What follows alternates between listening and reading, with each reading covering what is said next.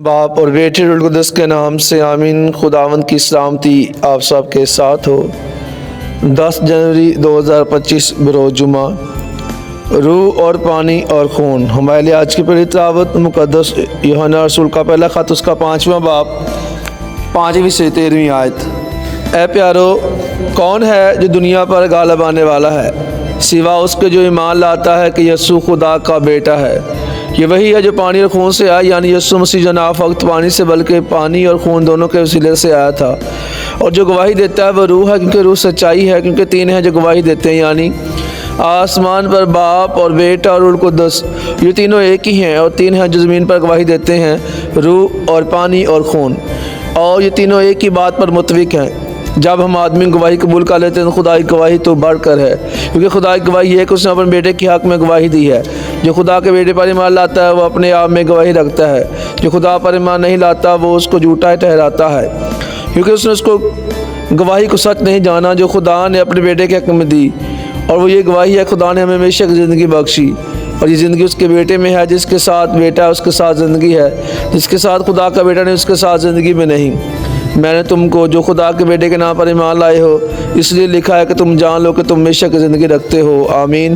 पाक कलाम के पढ़े उसने जाने पर खुदावंद की बरकत हो, खुदा का शुक्र हो। ज़बूर उसका जमायती जवाब। ऐ यरूशलेम खुदावंद की हमद कर, ऐ यरूशलेम खुदा की हमद कर, ऐ सिहोन अपने खुदा की हमद कर, क्योंकि उसने तेरे दरवाज़ों की सलाखों को मुस्तहकम किया है और तेरे अंदर तेरे बेटे को बरकत दी है। जमायती जवाब। ऐ यरूशलेम खुदावंद की हमद कर, उसने तेरी हदूद में अमन बख्शा है, तुझे गेहूं के मैदान मैदे से आसूदा करता है। वो अपने सुकून को ज़मीन पर भेजता है, उसका कलमा तेजी से दौड़ता है। जमायती जवाब।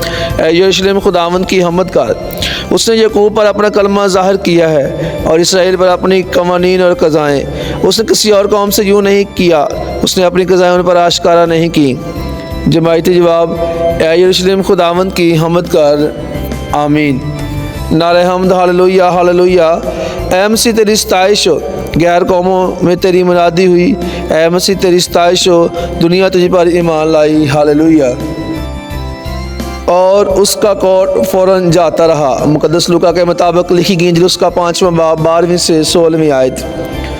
उस वक्त यीशु एक शहर में था तो देखो एक आदमी शराब पाए मबरूस यीशु को देखकर मुंह के बल गिरा और उसकी मिन्नत करके कहने लगा कि ऐ खुदावंद, अगर तू चाहे तो मुझे पाक साफ कर सकता है।